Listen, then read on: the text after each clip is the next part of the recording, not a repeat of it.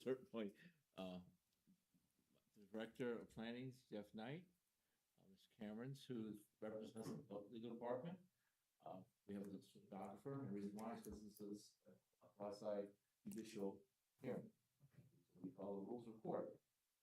And I'm gonna get your assistant's name one of these days. Stephanie Thompson. Ms. Thompson? Okay, yes. It takes me a while. The great matter is not working my way to my right. Actually, fellow Vice Chair, Council, Mr. Hobbs. On my fifth, to our left was the Michael Connors, and to his left is Mike Connors. Mike Pash, yep. Okay, so ready? Yep. Okay, so yeah, I'm Michael O'Connor, the solicitor for the board. As the chair mentioned, we have a court reporter here to our left. Witnesses will testify under oath, and I'm not sure if any members of the public are here, but obviously after the applicant presents the case, if anybody wishes to speak that is regarding any of the applications, they can, and also they can be a party if they are, in close proximity to the specific property. So with that, I'm going to start with old business. It's application 2628. And they have requested a continuance. Actually, at the last hearing, we granted the continuance. There was a request. It wasn't, though, provided yet. We didn't have it in writing at the time of the hearing. Mr. Knight did, but reviewing it afterwards, we see that it was actually a request to continue the hearing to the July zoning hearing board meeting. So do we have a motion to grant the continuance request for application 2628? Motion. Yeah. Make motion to continue 2628's application till the July meeting. Okay. Second.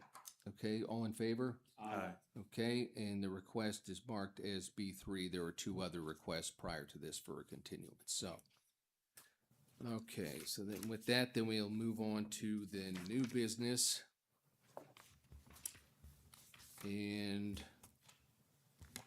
that is application 2641. The property is 423 Division Street.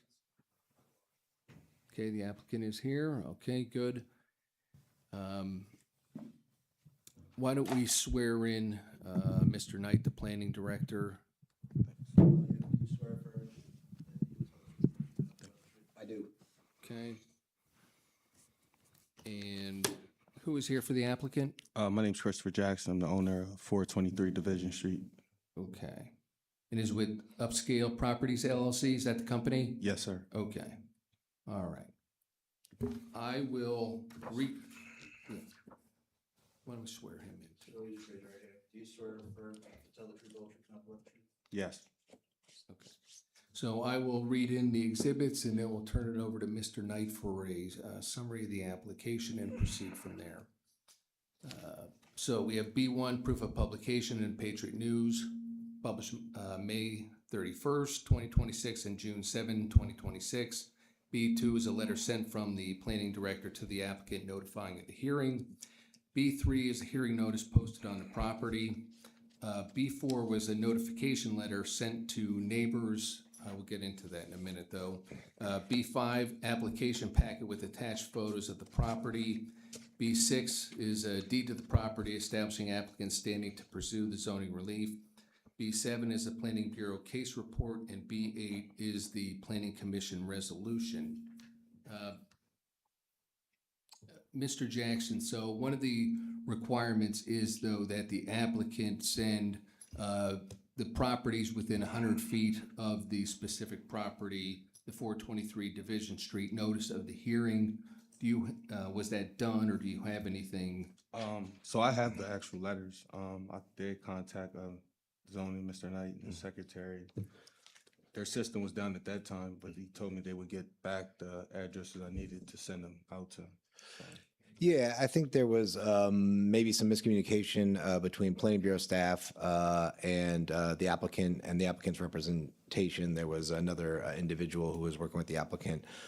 Normally, we have access to our GIS. However, right before this application was submitted, our GIS administrator left the city, and so we didn't have access to that. So one of our staff was working on getting an accurate notification map and list to the applicant. I know I had reviewed their letter, and the letter itself seemed sufficient. And I had been working with our staff, and I had been of the mind that that information had been conveyed to the applicant. But in speaking with the applicant today, it seems like that the list had not been transmitted. I hadn't spoken to him till right before this meeting, so I'm not sure whether maybe that was, and there was like a miscommunication or something. But so I'm not sure what communication happened between my staff and the applicant's team. But it does seem that there was some miscommunication between us and the applicant on that. Okay, and I'm just confirming, so Mr. Jackson, no, that wasn't done, you didn't have all the property or the addresses to actually do that, correct? Correct. I just, Okay. Now, how we have handled it in the past, if the applicant does want to proceed, they run the risk that some neighbor can come back later on saying they didn't have notice and challenge, the decision that is made here tonight. It's up to the applicant whether they want to, continue the case to be able to do that, or, present the case, have a decision of the board, and see if that happens down the road if somebody does come forward. right. Yeah, I'd like to move forward and see if somebody down the road. Okay, all right. Okay, so with that, Mr. Knight, why don't you proceed? Sure. So the project for case number 2641 involves an adaptive reuse of the former synagogue at 423 Division Street. The property, again, was a former synagogue that suffered a fire in 2009. And between then and now, the property was largely vacant during that time. There was another use proposed several years ago, which I don't believe ended up making it to the zoning hearing board, as it was, recommended for denial, I believe, at the planning commission stage. But other than that, there have been relatively little activity with regard to the site until the applicant proposed to reuse the space for recreation indoor use that will feature training fields and courts, basketball courts, kind of football fields, indoor soccer area, paddleball and pickleball courts, I believe the applicant testified to at the planning commission meeting. And the recreation indoor use does require zoning hearing board approval of a special exception of proposed use because the property is in the residential medium density zoning district, as well as relief from the off-street parking requirements in that section of the zoning code as well. Based on the intended capacity by the applicant and the number of training staff, they would be required to have 8 off-street parking spaces. So again, with respect to the property itself, it's unique not only in its former institutional use and the design of the use, but that the congregants all walked to the property as part of the Jewish tradition. So there is no off-street parking associated with the site, and the building itself occupies the majority of the site. There's a little bit of grass area along the eastern and northern frontages of the property, but nowhere that you can really install off-street parking. So with respect to the use, we think that a property sitting vacant for 18 years, 17 years certainly demonstrates a hardship. Again, the unique layout of institutional uses, especially religious uses, kind of makes them more amenable to assembly uses or the type of use that the applicant is proposing here with recreational indoor uses. And then with respect to the off-street parking, as noted in the case report, there is sufficient on-street parking along Division Street. really more to the west, where you have less development. You have Italian Lake, you have the large parking lots associated with like the Zembo Shrine and the mosque just to the west of that. And so, we feel that given that, we do think there is sufficient on-street parking to accommodate the proposed use. It should also be noted that the applicant intends on limiting attendees at the property so that it won't just be kind of like generally open to the public to have as many people come as possible. He's going to be limiting the number of athletes training on site to just be able to accommodate it by the three or so trainers that they'll have. That being said, we do note that there is a pending reconstruction of Division Street coming up. So while I can't speculate on exactly how long that will take, and it certainly depends on whether that happens, within a year or over a construction period, like from fall to spring, the road will be torn up and milled and then repaved. So during that time, the on-street parking will not be available. And so we have recommended in the conditions of approval that the applicant identify some potential spaces for lease and surface parking lots of the surrounding neighborhood.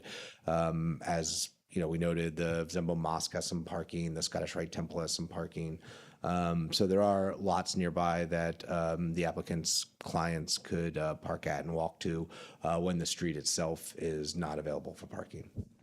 And so with all of that being said, the Planning Commission recommends the Zoning Hearing Board approve the request with the following conditions. The applicant should submit a proposed floor plan for the building for review and consideration by the Codes Bureau and to confirm conformance with all applicable city regulations. The applicant must ensure all proposed signage is in conformance with the applicable zoning regulations, and if not, must submit the required zoning relief for such signage for review and approval by the Planning Commission and Zoning Hearing Board. We do note that the signage shown in the renderings does appear to be non-conforming, so that would require zoning relief. We also note that there is an existing freestanding sign at the intersection of North 5th Street and and Division Street. So the applicant could also use that, reuse that in situ kind of for signage as well. And finally, in consideration of the proposed reconstruction of Division Street and potential redevelopment of the William Penn High School campus, the Planning Bureau advises the applicant to identify potential parking spaces for lease and existing accessory parking lots in the surrounding neighborhood. The Planning Commission recommends the Zoning Hearing Board approve the request for the following reasons. The project represents a viable adaptive reuse proposal for a long vacant fire-damaged building along a principal east-west corridor in uptown Harrisburg. As such, the project will enhance the character of the neighborhood, improve the streetscape, and conform to the goals, objectives, and action items in the comprehensive plan. The project site is located in a mixed-use corridor with nearby residential, commercial, and institutional uses, and thus the proposed use should not have an adverse impact on the neighborhood. Finally, although the applicant is requesting full relief from the associated off-street parking requirements, the proposed restrictions on clientele on site and limited staffing will reduce the parking demand, and the Bureau concurs that there is sufficient on-street parking to accommodate the use given the frontage of the property along two streets and the ample on-street parking along Division Street. Okay, Mr. Knight, this is right. Two special exceptions, correct? Correct. That recreation indoor use, that's a specific one for the RM zone that requires special exception, correct? Yep. Okay, and obviously the relief from the off-street parking, same. Correct. Okay. Mr. Knight, did you prepare that Planning Bureau case report? I did in conjunction with Ms. Thompson. Okay, and do you adopt that as your testimony in addition to what you have testified to tonight? I do. Okay, all right.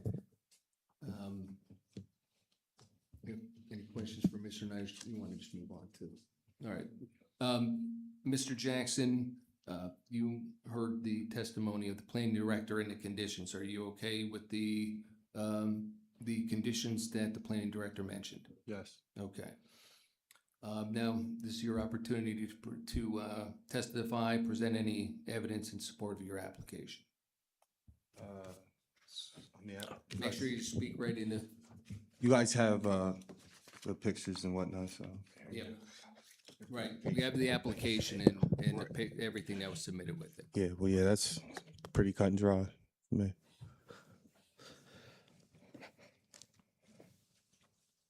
Okay. And I did reach out to The one, I think it was the Zemba for parking. They told me right now they was booked and whatnot to get back to them in about 9 months or so.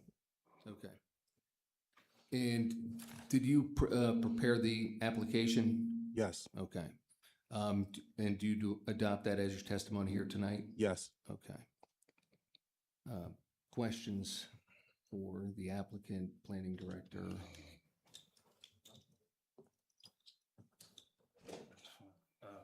Good evening, Mr. Jackson. Just a couple of questions. I do see the general description of what you're planning to use the facility for. But can you just be a little bit more specific, especially when it comes to the points about not just the services that you'll be providing, but as Mr. Knight mentioned about your methods of limiting the number of people that will be in the facility at one time, as well as specifics about your hours of operation and things of that nature. Okay.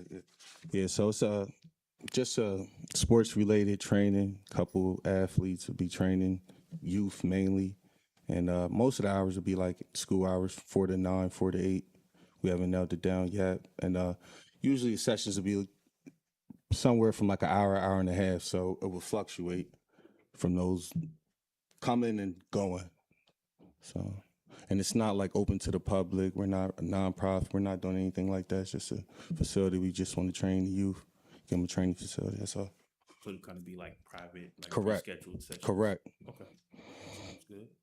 I see you got a pretty big project cut out for yourself. I've been in that building before, Yeah. so I've seen the current state of it. Actually, it's been a couple of years, so it might be even worse shape at this point. But yeah, I guess do you already have I guess your plans for redeveloping the building itself? Yes. Yes. Okay. Okay. Just with the parking issue, have you been by, I guess, at different times of day to kind of see what the parking is like, or I guess when the street is mostly parked on, are the times where there's more availability for parking? Yeah. So, I mean, William Penn right now, as you know, they're about to demo that. But since this, I want to say for this last year, it's Division Street's really empty. That side where we're at, it's really empty. It's a state psychological, I guess, evaluation right next door. They had definitely I think it was the director told me from the hours that we plan on using that we could use that space, but they have like, it's like an alleyway type of deal, but it's like 10 cars probably parked there. But other than that, the traffic around that time is on Division Street. It's pretty much open that side. Now on Fifth Street, the people that live there, that's kind of you have to work around that. And I would note that when Planning Bureau staff did our site visit and posted the property was about 3:30 when this Camp Curtin school was letting out. There were a lot of kids like walking out and walking on the sidewalk. So we were there when there would have been a lot of on-street parking being taken up by parents waiting for their kids or whatever at a relatively high traffic time. And again, there was all of the availability you see in the photos that accompanied the case report. Okay, all right, thank you. I just want to follow up a little bit, Mr. Hobbs. So, yeah, again, I go down the street, so I it's pretty well open. But with the activities going to happen, we intend in the next year, okay, the street is going to be partially unavailable. Like you said, parking and stuff is going to be available. It's going to redo the street set after right now, but this is a youth sports facility, right? This is what you're trying to do. This is where you're marketing for. Training. Training. Yep. One of the things that they posed with William Penn was when he was on there, it's going to be a sports facility. Will that competition affect your business? No. Yeah.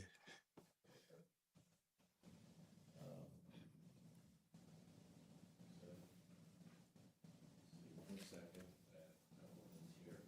Your hours of operation support at 9 p.m. Correct. Okay. 7 days a week, 5 days. More like it'd be 6, maybe Saturday, it'd be probably in the morning or sometime. I think we put on there.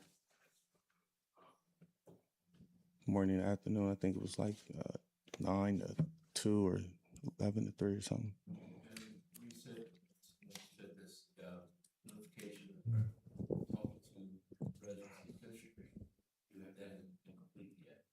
Yeah, I talked to a couple neighbors on that would be actually 4th Street, and a couple neighbors on 5th Street. But the letters, like he's saying, I didn't. But everybody was they was in agreement of, just doing something with the building. And then when I told them to be something with the kids related, they were pretty much on the go.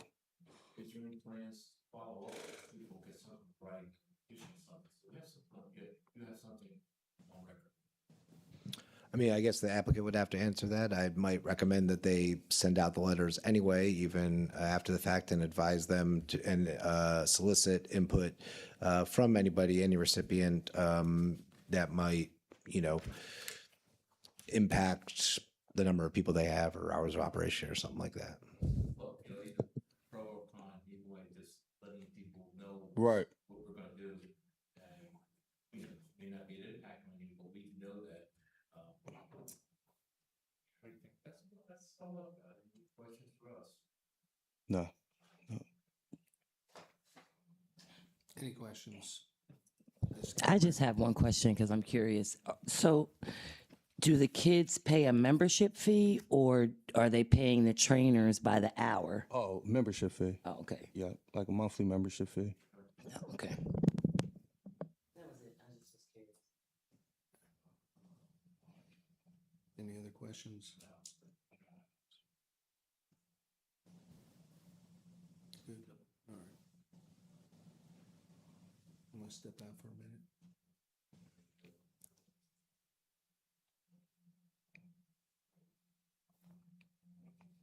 All right, let me, all right, so,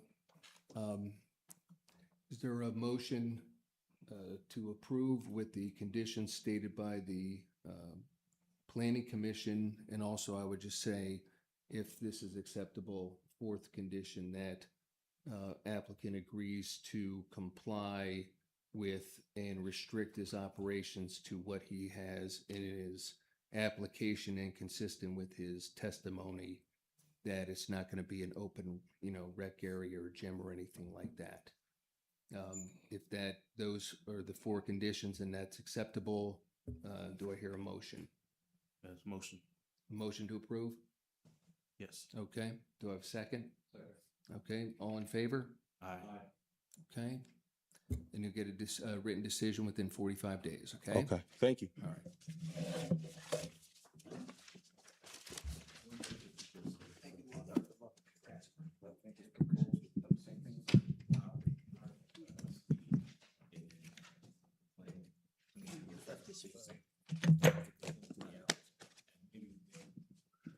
But that's what I mean. That's what I'm gonna put in there, because that's what I mean. He has, and in his testimony, even including and all that. So that's where it's gonna be. That's why I wanted it in there. That's why I wanted it. Yep.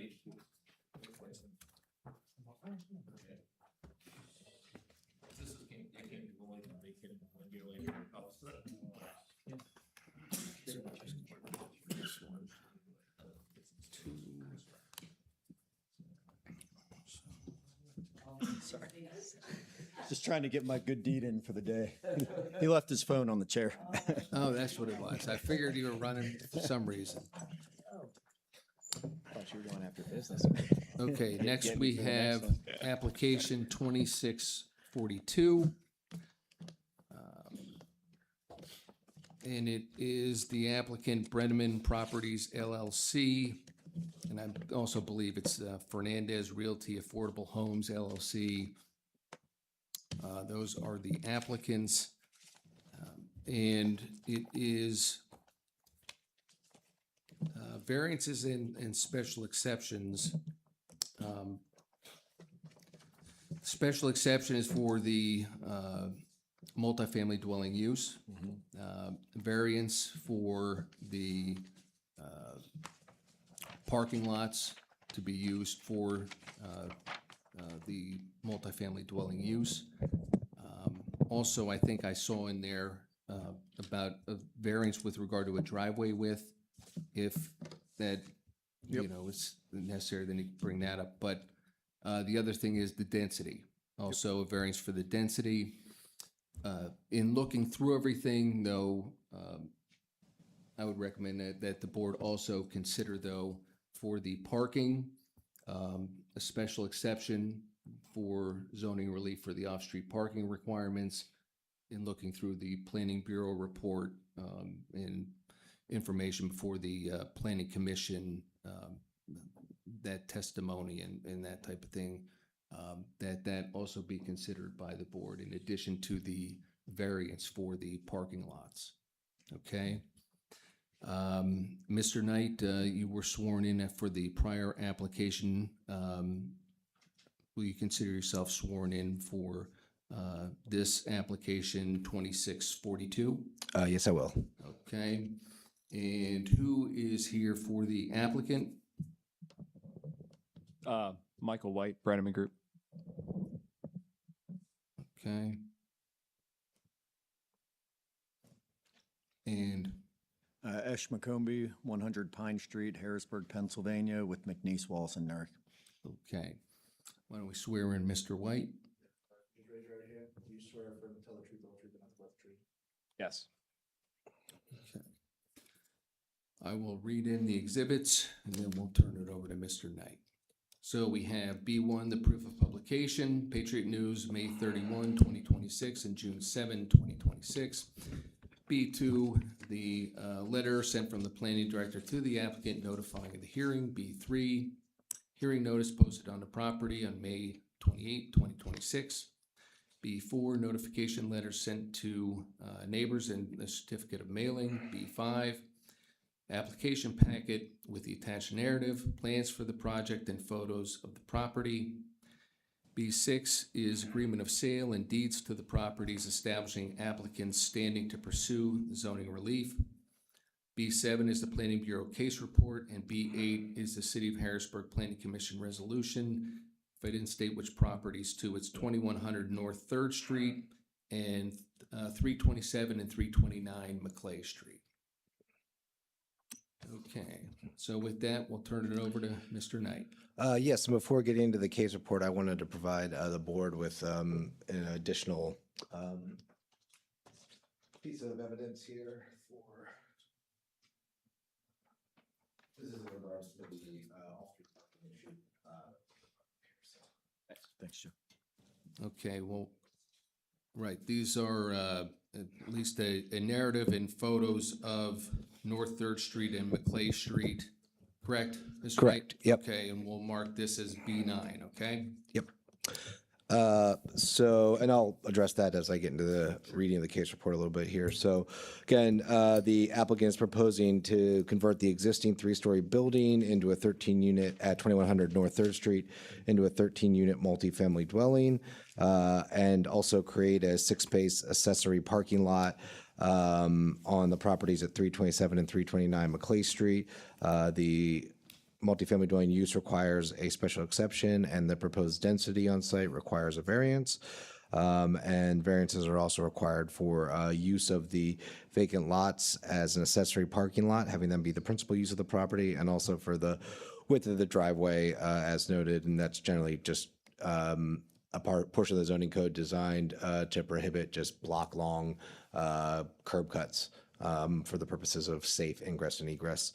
The project site, the board may remember in mid-July or mid-2021, there was a proposal to convert this property, which was a former funeral home, into 4 units. And that was the applicant at the time, had a large family, and he was going to occupy a significant portion of the property and create 3 additional rentable units within the building footprint.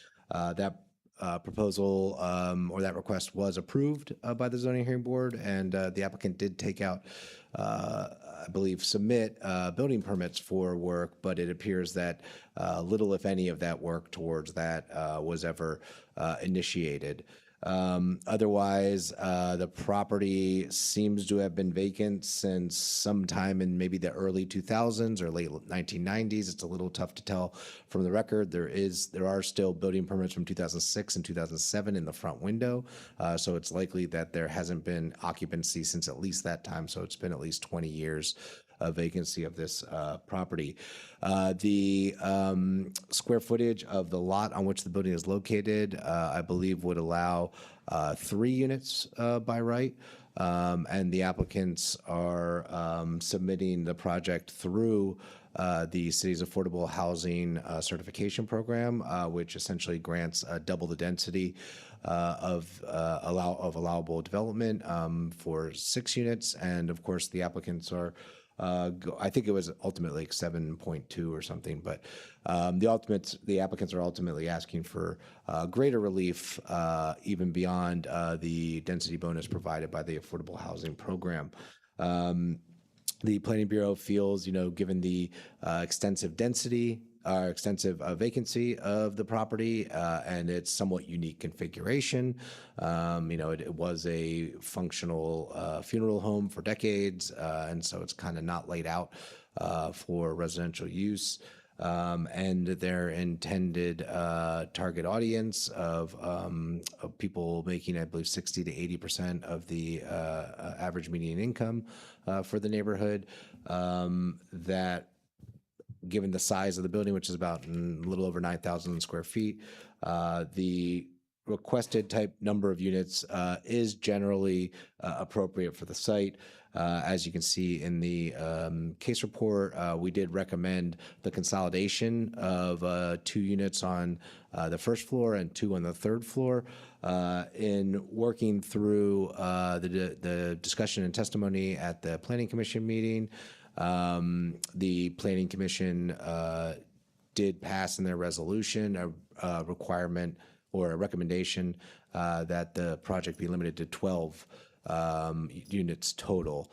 And that would mean the conversion of unit I on the second floor. It was the smallest unit, about roughly 300 square feet, into either a supportive services in the event that the applicants win a grant that requires them to provide supportive services to future tenants on site, or tenant services for something like washing and drying area for residents. And beyond the reuse of the building itself for the 2 properties at 327 and 329, the Planning Bureau notes that they're about 470 feet away, walking distance from the property, so they are within the 500 feet allowable by the zoning code. However, the Planning Bureau feels that the development, the vacant lots, the development footprint that could be accommodated by the vacant lots would be better utilized to potentially provide housing as opposed to accommodating off-street parking. And at the Planning Commission meeting, the applicants did acknowledge that they would be acceptable of a condition that the accessory parking not be constructed, but did note that they wanted to provide that to ensure the project was otherwise in conformance with the off-street parking requirements. Looking at the sheet that I just handed board members here, yesterday at about 12:30, so kind of right in the middle of the day on a Sunday, when church was still in session, there's a church at the end of the block on North 3rd Street here at the northern end of the 2100 block, and their parking lot was largely full. So I knew that they were having their service. As you can see, looking north on the 2100 block and North 3rd Street, there's ample parking down the west side and availability of at least 1 space on the east side. Looking west from that intersection along McClay Street, there's at least 3 available parking spaces on the south side of the street there and 1 on the north side. And then looking eastbound, you can see that there's available parking kind of in front of the Rite Aid building there, at least 2 spaces.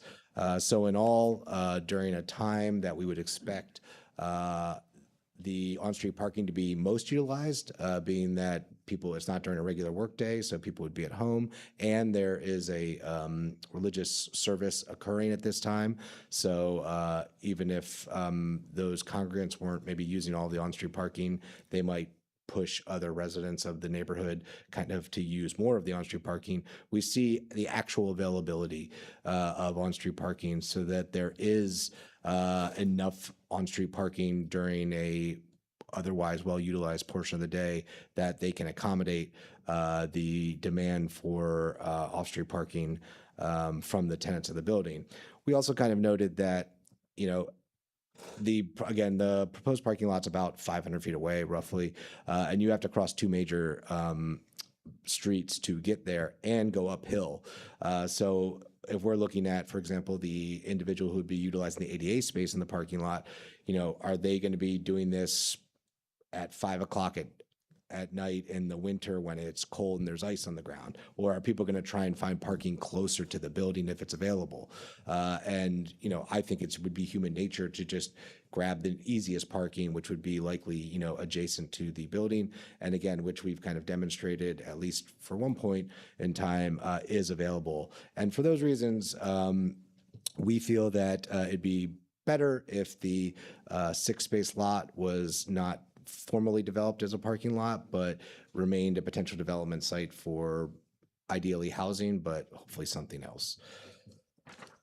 So with that all being said, the Planning Commission recommends that the Zoning Hearing Board approve the proposal with the following conditions. If granted approval for the requested zoning relief, the applicant will subsequently file a land development plan and receive approval from the Planning Commission and City Council. The Planning Commission recommends the project be permitted to have 12 units, with Unit I on the second floor being utilized as a common area or office providing tenants and/or supportive services. And one of the third condition, which the Planning Commission removed, was our recommendation that the off-street parking not be provided. Then the third condition is that while the property is not located in a municipal historic district, it is adjacent to the historic district, and it does have significant architectural and historic value, which should be preserved as much as possible in any proposed rehabilitation of the property. The Planning Commission recommends by unanimous vote that the Zoning Hearing Board approve the request for the following reasons. The property has been vacant for decades through various economic cycles and has even seen a previously approved 4-unit multifamily dwelling project be abandoned, demonstrating the need for a financially viable proposal that requires relief from the current zoning regulations. If the conditions of the Planning Bureau are adopted, it will minimize the amount of zoning relief to only require special exception approvals for the use and relief from the off-street parking, which could be obviated if applicant secures parking leases in any of the surrounding surface parking lots, and a reasonable variance request for a project denser than permitted by the city's affordable housing program. The property is a prominent historic structure located on a conspicuous corner on a busy intersection of two main arterial streets that has remained vacant for decades, severely underutilizing a large structure that could otherwise provide viable housing units. The project will enhance the pedestrian experience for neighborhood residents by improving an historically and architecturally significant yet unmaintained structure with an affordable residential development. And the proposal will result in the removal of a vehicular pedestrian conflict point and creation of an additional on-street parking space along Maclay Street. And finally, as noted throughout the case report, parking for the proposed project can be located either on street or on nearby surface parking lots in the surrounding blocks, which are closer than the proposed accessory parking. This would make the two parcels at 327 and 329 Maclay Street available for development as housing units. Okay, Mr. Knight, that last thing, right, that you mentioned, those lots, those vacant lots on Maclay Street, they would be able to accommodate dwelling units. Yes, there were 2 homes on those lots up until I think 2018 when the city took them down. I don't off the top of my head know why they were removed. Maybe there was a fire, maybe it was just general dilapidation, deterioration over time, and they presented a public safety hazard. But they did have row homes up until relatively recently, within a decade. And given the footprint of the site, it's about 30 feet by 80 feet deep. We do think it's a 3-unit, multifamily dwelling is a viable development for that property. We have not received any such development proposal, I will say that. I'm just basing that on my experience working with the city and seeing a variety of development proposals for sites of varying sizes. And I think something like that would be maybe appropriate for this site. Okay, and for this multifamily dwelling proposal, how many off-street parking spaces would be required, considering that it is the affordable housing? Yeah. So as submitted, it would be 6.5, and the zoning code just says to round to a whole number, so it doesn't say up or down. If the condition of the planning commission was adopted and it was 12 units, it would be 6 off-street parking spaces.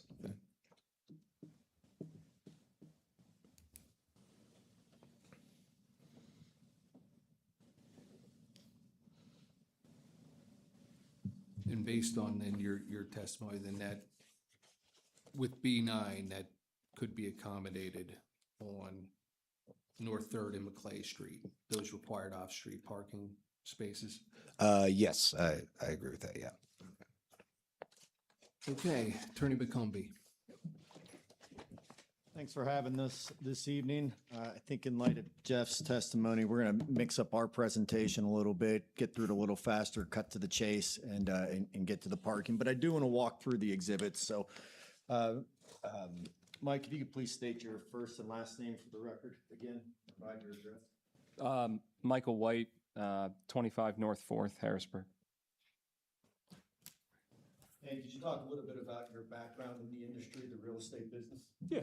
Been in real estate for most of my adult life, mostly in sales and development in different cities in the Northeast. We have proposed developments before this body before. We're focused in on the city of Harrisburg and conducting a balance of market rate and affordable projects. And in particular with this project, we want to, as with other projects that we're going to propose in the future, we're looking to identify large structures that have been underutilized for a long time and put together a viable plan for them. How long have you personally been doing work in the city of Harrisburg? For the last 4 years, and then prior to that, I've been in real estate for 15 years, and some of that was focused on Harrisburg. But for the last 4 years, I've pretty much been full-time focused on this specific area. Great. So who owns the property for the application? We'll start with the apartment building.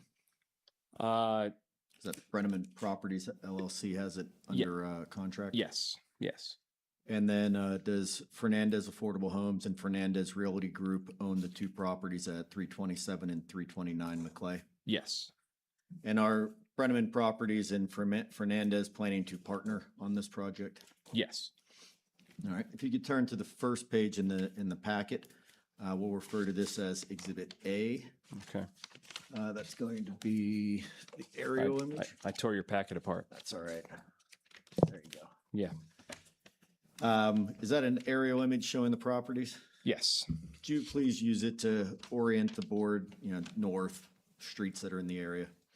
Yeah. So the property is located on 3rd and McClay, a few blocks from the water and the governor's mansion. It's on the McClay commercial corridor and within 500 feet of the subject parking.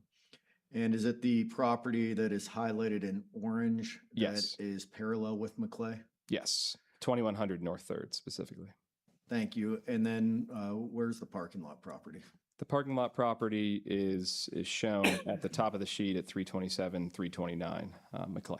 So that's east. Yes. And on the other side of McClay, also in orange. Yes. You turn to the next page. We'll call these couple pages Exhibit B. What are they? This is a picture of the facade of the subject property for development on 3rd Street, and then the other picture is what was probably at one point an addition to the original building and the facade of the subject property on McClay Street. Are there any other images that follow?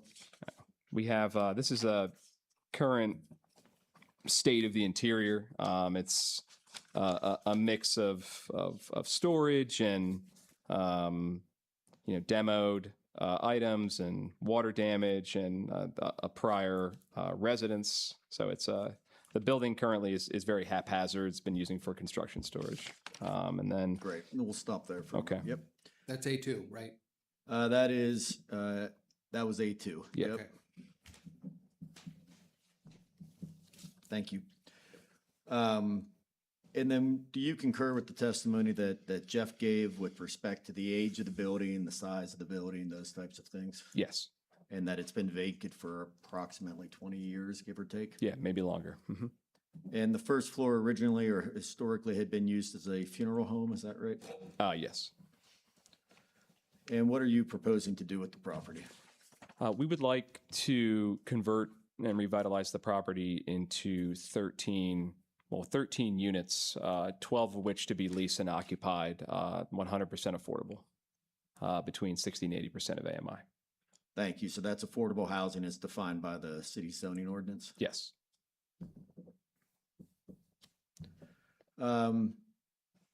Let's skip over the next two photos and go to the floor plans of the property. We're taking this a little out of order, as I said. We'll call this exhibit A3. What is it? A9. Well, what is? We're going to call it A3. Yeah, gotcha. This is the first floor concept layout. Okay. Are there two more pages that go with it? Yep. And then we proceed to the second floor, which is pretty much a mirror of the first floor, and then the third floor, obviously containing less units because it's partially finished. And yeah. Great. Yeah. And those that exhibit A3 that consists of 3 pages of floor plans. Am I correct that it's different than what was originally submitted in the application? Yes. And what's the difference? We mentioned it earlier. The primary difference, flex you're space? referring to the flex space. Yeah, the primary difference is just marking out the intended use of unit I as a flex space to accommodate, what we're hearing a lot from our grant partners, that they would wish that there would be a little bit more comprehensive planning and supportive services in affordable developments. And that was based on feedback from the Planning Bureau and the Planning Commission? Yes. And how will that be funded, generally speaking?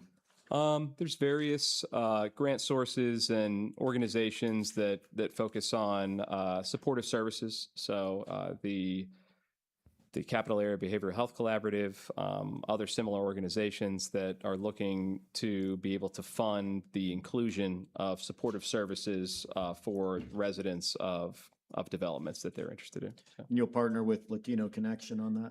Yeah, and that's kind of primarily coming from from George's expertise and his experience in similar developments, funding exactly such space. And will the partnership own and operate the units on a going forward basis? Yes. All right, now if we could go back to those first those two images of the Yes. parking lot. Yeah. We'll call this exhibit A4. Mhm. Is that right, Mike? Yep. Yeah, Yes. A4? well, let's, just for the record, just so we're, Mhm.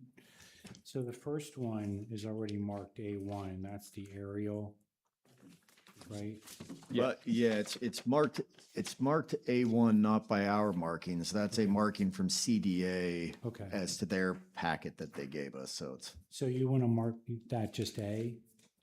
sure, yep. Okay, and then the next one, the street image, the first street image, it says 2100 North 3rd Street property. I think we said that one and the next one were B, but could we mark that first one B1 and the second one B2? Sure. Okay. Yeah, B2, and then, As long as we're not going to create confusion with the city's exhibits, which I believe are We'll figure it out. what are those cities? B1, B2, B3, right? Or did you do? Is that what you did? Yeah. Okay, We always do B1 all the way through. that's right. That's what I was trying to stick to A1, A2. Hold on. Right, but we started with just A, even though it says A1. Okay. I'm just wondering if we could have, Why don't we just make them all A's out of yeah, It's 1, 2, do it that way. Mhm. All right, so the aerial will be A1, and then the first streetscape or this photograph will be A2, so then we'll change that other one. Yeah. and then the next one will be A3, And then The interior Floor plan. photographs will be A4. And then floor plans, the first, three, you Yeah. just had them together. so the first floor plan, it says proposed first floor plan will be A5.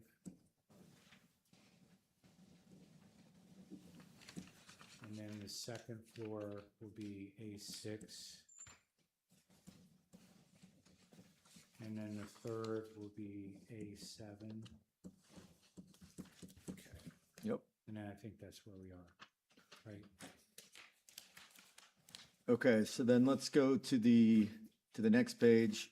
This is what we will call A8, Yep. and that is This, that has 327 and 329 Got it. McClay Street parking lot property at the top. yep, And while I'm at it, the very next page, looking the other direction on the alley, we'll call A9. Mike, could you describe what exhibits A8 and A9 show? It's photos of the parking lot, the subject parking lots. I think it's Walter Alley and McClay Street from the McClay Street side and within Walter Alley facing McClay Street. And would you disagree with me if I told you that 327 and 328 or 329 are 14 feet wide and 15 feet wide? I would not. Respectively? Okay. And that's a combined approximately 1,742 square feet on those properties? Correct. And do you concur with Jeff that they're about 470 feet from the apartment property? Correct. And how are they currently used? It's parking. Illegal parking or unauthorized parking? They're unauthorized parking.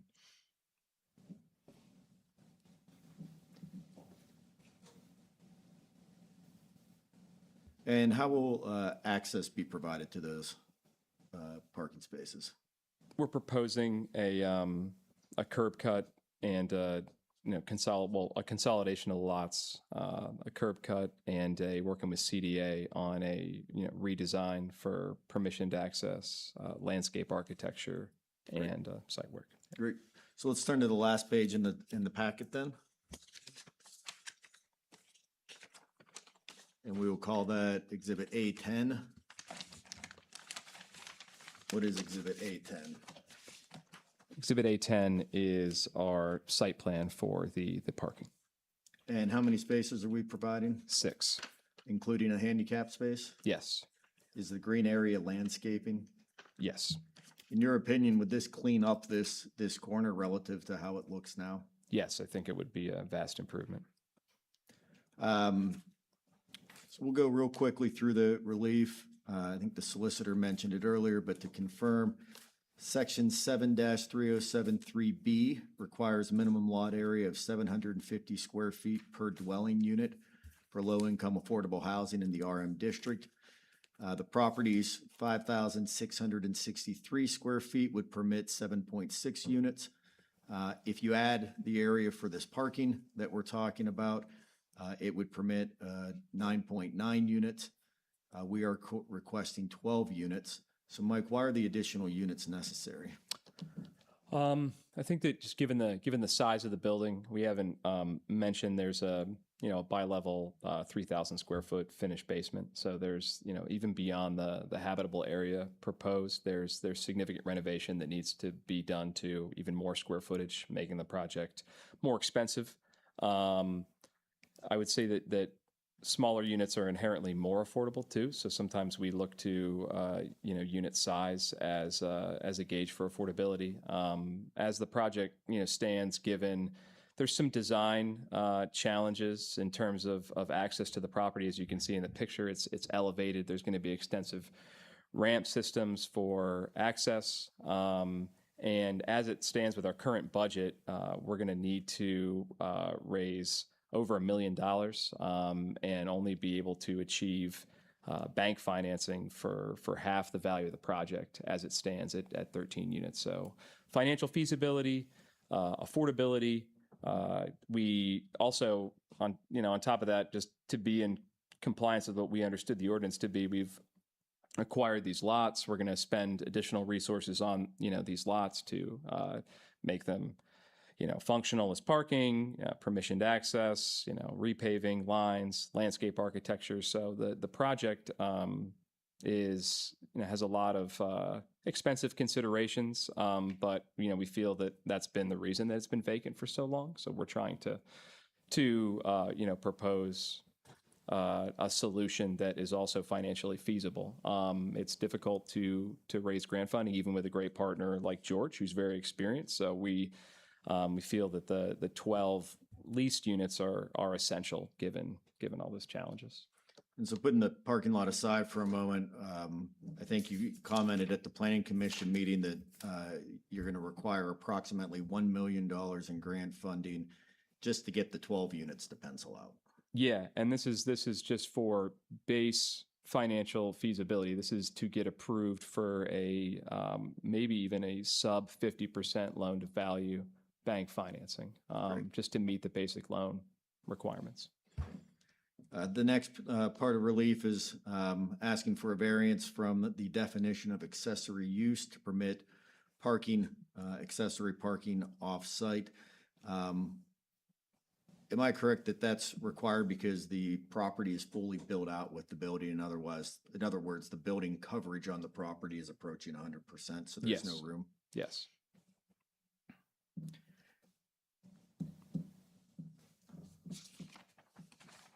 This is great. When Jeff hits all my points, I can just cross them right off.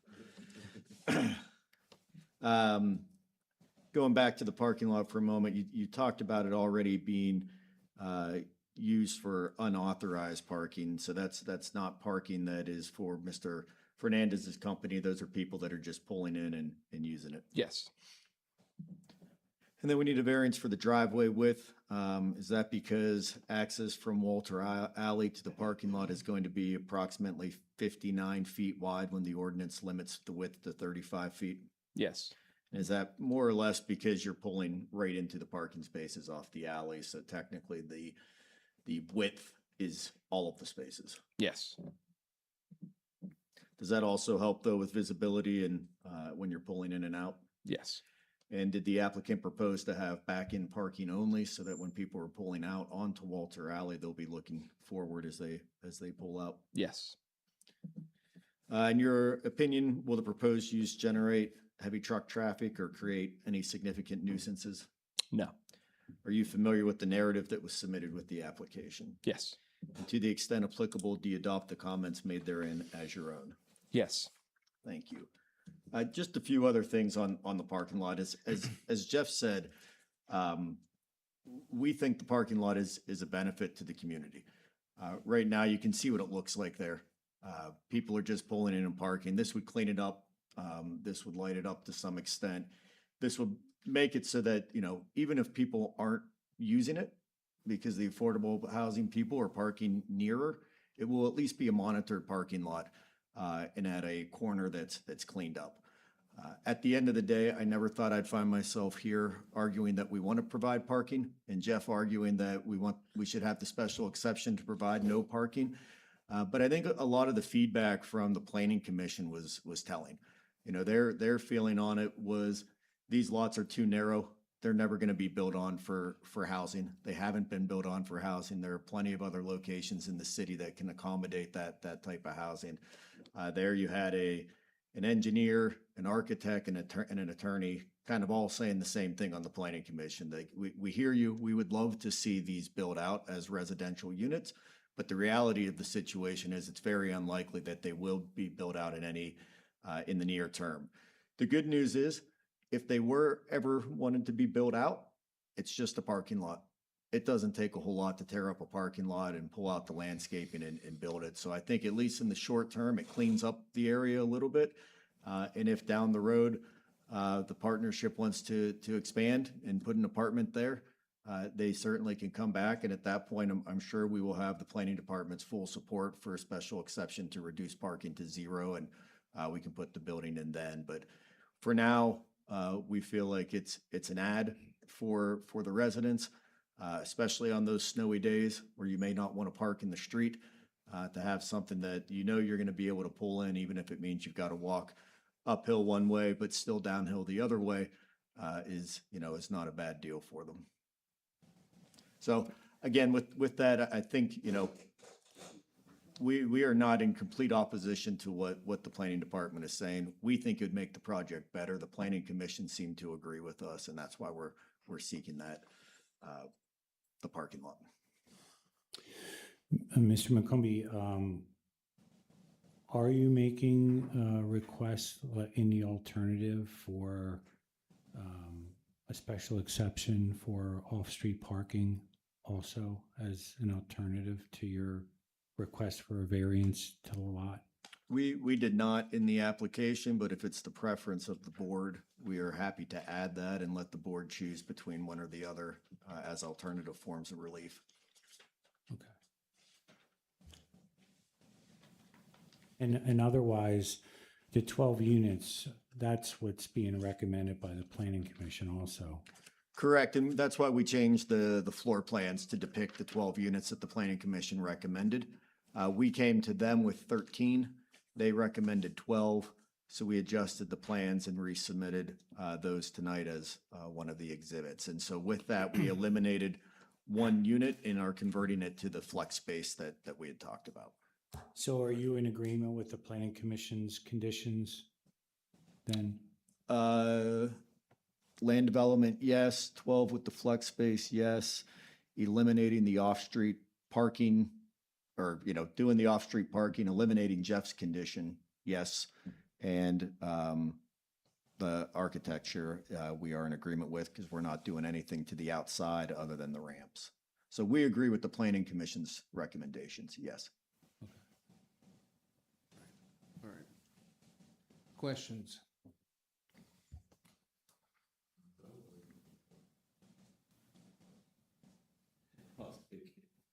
Can't let you go as you know that. I know. But the 12 units, I want to look at the floor plan for each apartment. Are these studios and one bedroom? No, so it's a mixture. I believe there are 2 studios and then 10 one-bedroom units. They range between 473 square feet and 703 square feet. Okay, so studio and singles. Yep. So the square footage on some of the bigger units, I'm saying, well, you're not gonna be able to put family. Family are pretty small. So, you said too, this is 80%, this would be people who would occupy this 80% of the minimum income level. Correct, consistent with the ordinance, yep. And is that because of your funding sources you're using to build these? Yeah, that will, depending upon how that shakes out. It actually could be 60%, 60 to 80. When we're thinking about this, we feel that we're likely to have lower rents and provide more affordability. And most of the funding sources, you wouldn't like to go to a bank and get some, basically it's PFHA, it's going to be, Georgia's going to figure out some community grant or state or county. Yeah, a combination. We're obviously we're gonna be on next fair cycle. AHIP. We're working with banks that have CRA priorities, and then we're also going to get a little bit creative, as I said, and try to focus in with partners that will really value that flex space and supportive service aspect to the development. These single apartments, ADA, now, you have a percentage of them be ADA compliant, or are they all?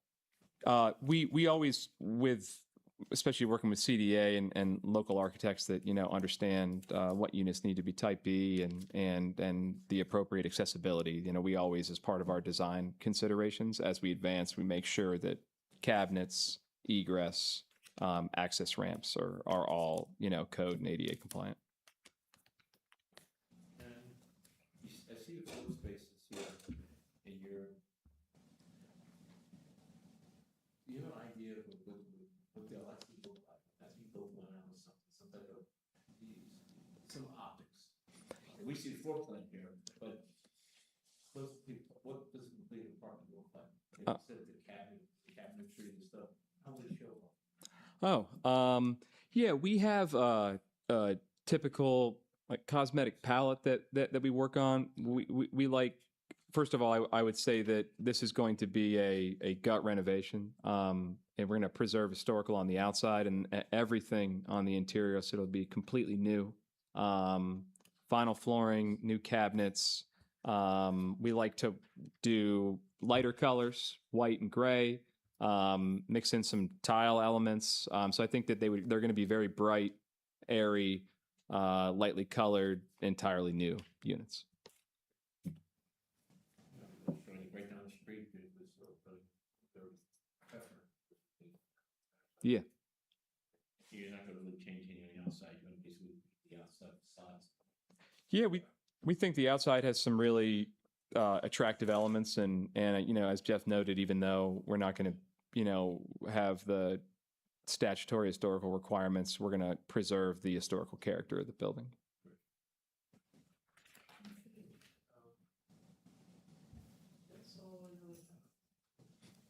Thank you. Good evening. So I think the first thing I wanted to touch on is related to the parking. There's a few things. So I think, I know there's some pictures here as examples of what the street looks like at a certain time. But I know that is not usually how that street looks. Even this evening when I passed by, it was probably about 5:15 that, if you look at this picture that was provided, like, to show the area where there's the Rite Aid parking lot and the street parking in front of the housing that was already pretty much filled with cars by that time.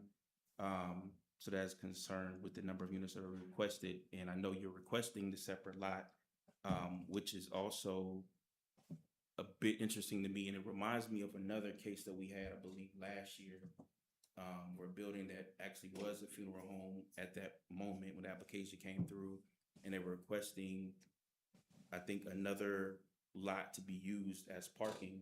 But the point that was made was that the application or the request for the new use that was being requested in the application is what created the hardship that even needed that parking lot in the first place. And so in this application, I pretty much see the same thing, that because of the change in the number of units that's being requested, that is what's causing this need to use these separate parking or these separate lots as parking lots because of the lack of street parking that's going to be available. Mr. Hobbs, that was our case. Same client, actually. Yeah, I thought so. Yeah, I say we don't specialize in funeral homes, but it just so happens to be, so. And if I remember correctly, though, the separated parking lot was not intended to be parking for the residents, right? Yeah. It was going to be a commercial parking lot. So the difference here is that was going to be, it came together as one. It had been parking for the funeral home. We were saying we didn't need that parking, so we wanted to use it as a commercial lot. Here, it's the reverse. Here, we're saying we have no on property parking, so we're trying to pick up parking from another lot. And if I could add that, I think a big difference in the situations, or just that I wanted to note about this, is that the purchase, the design, architecture of the parking lots, the 320, we are not charging for parking. So there will be given the nature of development is affordable, that parking will be free, to the residents. And, I think Ash noted a couple points that, we're seeking to make a, financial investment in being in conformity with what we understand to be the requirement. even though we knew that from an income standpoint, like that the project wasn't going to support it. But we just, whether it be for the residents, and I think I said at the planning commission, we just want people to have peace of mind when they're coming back from work. They know where they're parking. It might not be, given the nature of the building covering 100% of the property, not the most ideal, but we do want them to know that they have dedicated space, for them. So that was the idea.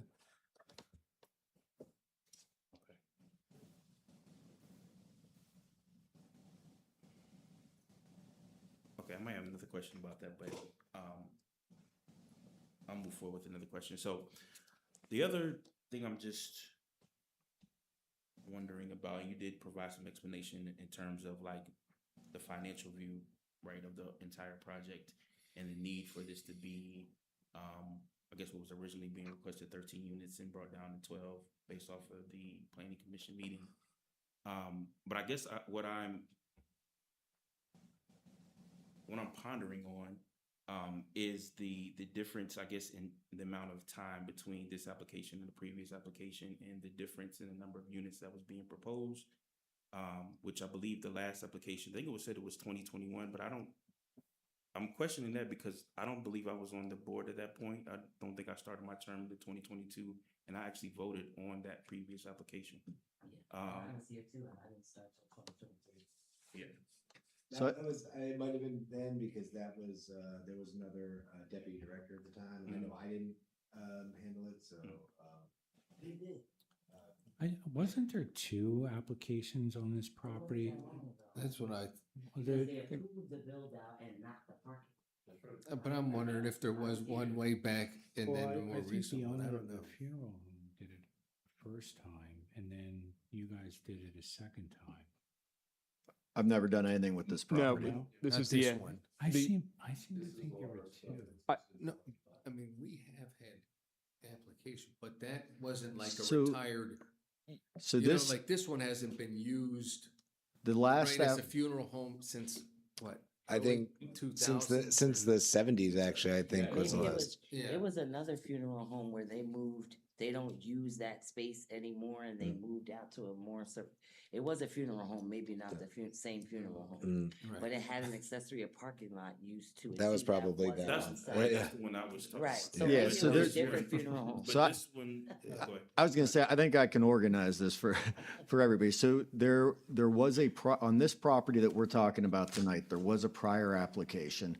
I think Jeff mentioned it, at the planning commission meeting. It was for 4 units, but it was people that live there. They were breaking it up for their family so that they will all live in one big apartment building together. Is that right, Jeff?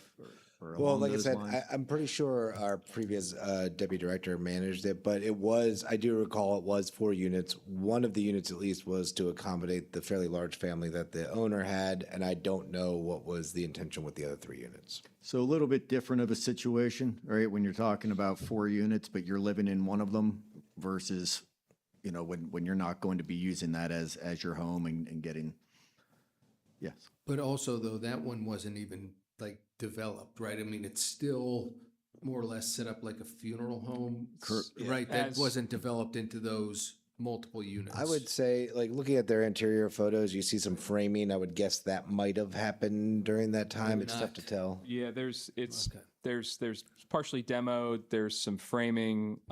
It's uninhabitable, and to this day is as pictured.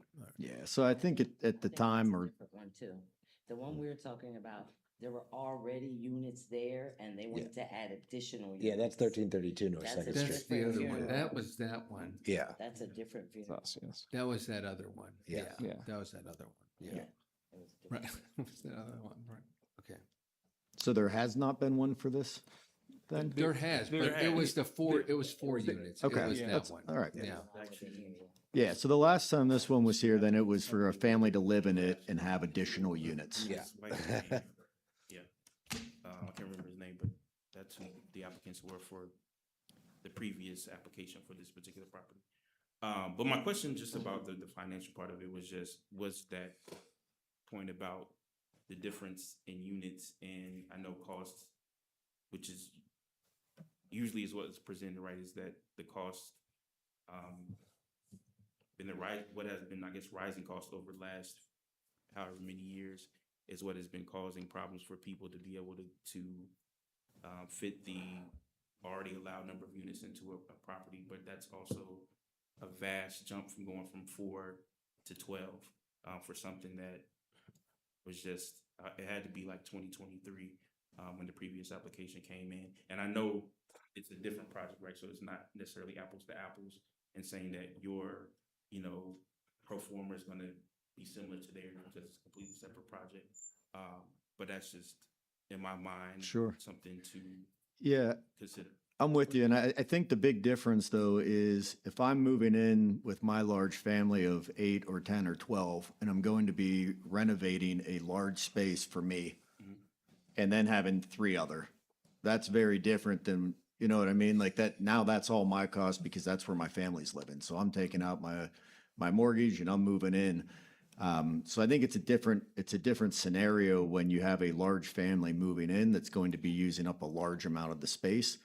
Versus trying to do it as a real multifamily where, like Mike said, but for the $1 million in grant money, this project doesn't happen. Right, sorry, but go in ahead. that case, then you're making, but you're still generally your income then is even higher if you're using all of the units for income as opposed to only using 3 of the units for income. But it's your home. So I would say that one distinction that I would make is that the prior project proposed at 4 units was not done.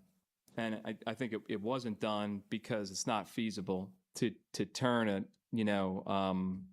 and I think this is important to note, really, a 9,000 above grade, 12,000 square. We laser scan this building, below grade. It's not feasible given, current market conditions, whether it be construction costs or whether it be, rents, market, or affordable. Like I would prefer, and as I said in Planning Commission, we have another affordable project that's going to come before this body where we have 1,000 square foot units across the board, so that we're preserving large unit size on the basis of that the project works. And we would always love the most desired units in the market are, sometimes larger units. We'd love to provide those, but sometimes it's just about, financial feasibility. So let's say the prior project proposal wasn't done. Our project absolutely will be done.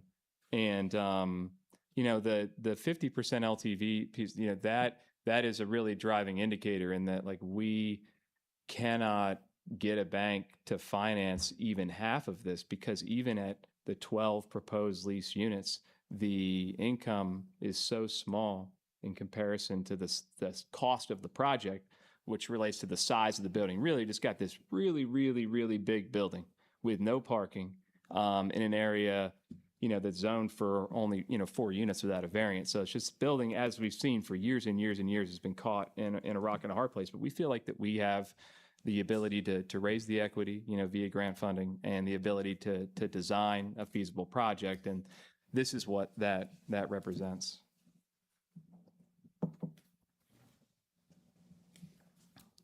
Thank you. I've got one more question for you to ask. So there's going to be 12, in this building, 12 apartments. Security.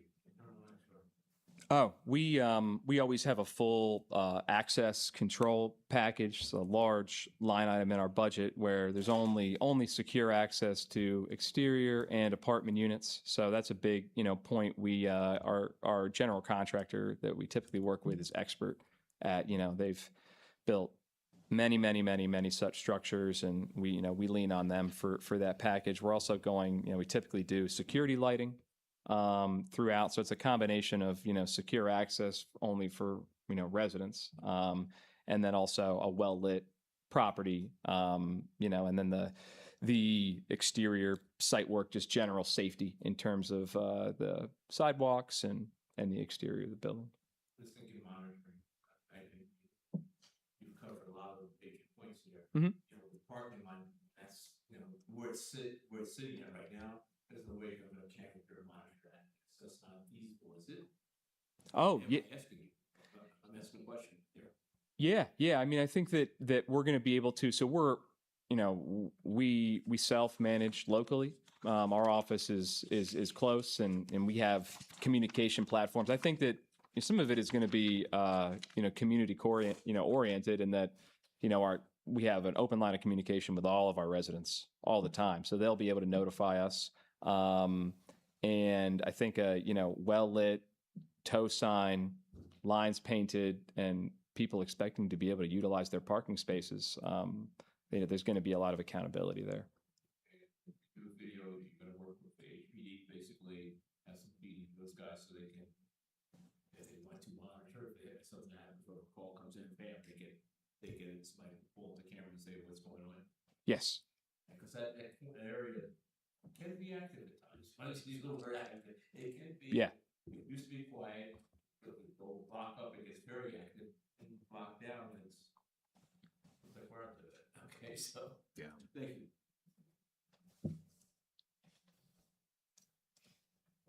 Anything else, Mr. Hobbs? I noticed Mr. Fernandez, and I would say recently purchased, because it's in the last 6 months, those McClay properties. Is that really his involvement, is just really providing those properties, or is he involved in the whole project? He purchased those properties as a consequence of his prior involvement. So we wanted to partner with him as an equity partner in the project and utilize his expertise in how to configure an affordable project like this and how to raise money for it. So he is an equal partner in this project. And then as part of that, when we were discussing the project, he said, "Hey, I have an opportunity to get this other lot. We can contribute this to the, and have our parking." And that was the idea. And obviously he's not here, but I know he signed everything, as a co-applicant, Yes. so to say. But he would be fine though with the condition, if those lots were approved, okay, that is what it is used for. It could not be commercial, ever, or anything like that. They would be used just for parking. They would be used for parking for this. Yes. That You- for you're this saying- dwelling use, and it's not, then he's thinking, well, in a couple of years, they're not even using this, so I'm going to use it for commercial. We would He'd be accept, okay with that. We'd accept the condition that you Yes. cannot convert the parking into commercial, that they could only be used for the apartment building. Yes. Mr. Knight, do you have anything else? No, I think with respect, aside from with respect to the parking, I would generally concur that, putting formalized parking on there will look better than what's there now. And if the board adopted the planning bureau's recommendation, didn't put it there, is that going to stop people from parking there? No, it probably won't, unless Mr. Fernandez is out there aggressively towing office property. But I also know that, in my experience, once parking goes down somewhere, it tends to stick around. And you tend to have people come out if there's a development proposal for it. So while it is relatively easy to develop a lot of that nature, once you're making somebody come through the process and then the neighbors are like, well, where are those people going to park now? And then they tend to be really sticky, these things. And so if we can avoid creating parking, we'd prefer to do so. That being said, I think we have to look at the greater good sometimes. And right now, the occupancy of the building is higher priority than what happens with those lots. And if the provision of parking on those lots makes it more likely that the board will recommend approval of the proposal, I think we would probably be supportive of it in that context. Okay. And the planning bureau case report, did you prepare that? Ms. Thompson and I did, yes. Okay. Do you adopt that also as your testimony in addition to what you testified to tonight? Yes. Okay. I Go just ahead, have Ms. one Campbell. question. It's Yeah. curious. You asked about the co-applicant. Is the co-applicant still in agreement if the board denies the parking lot? Doesn't that basically cut him out of the deal since that's what he's providing? Sounds like he's involved in the whole project though, correct? Yeah, no, I mean, that would be unfortunate, I think just because of his investment. But then ultimately that cost is going to be contributed to the partnership. And then he's going to have an essential role as a co-developer and grant writer and, an equal partner in the project. So that's something that we're just for the sake of his investment, but no, he is a true co-developer on this project. Okay. Anybody here from the public that wishes to comment on this application? Okay, Well, just for the record, let it reflect that nobody's here from the public. thank you. Okay. Yeah, we'll take a quick break. We'll be back.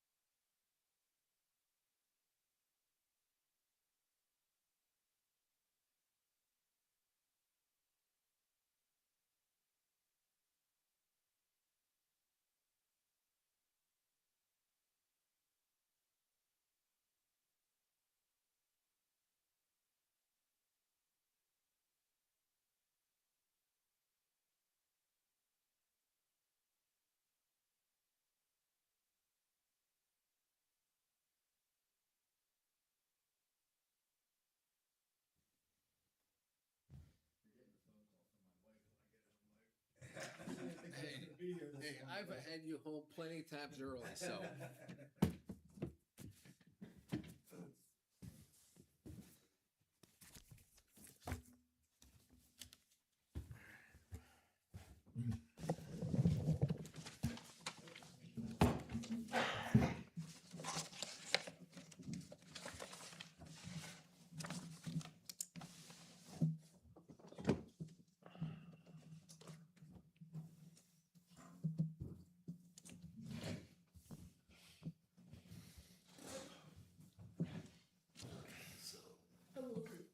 Here's one more back in.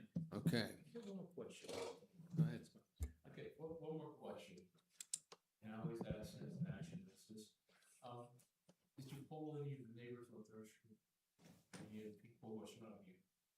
You talk to any of the neighbors? Talk to him. Yeah. On our site visits, we have been approached, and then the property next door too, we spoke at that property with neighbors, and I think that the general sentiment was just that they were intrigued that something was going to be done. They were like, is something going to be made of this building?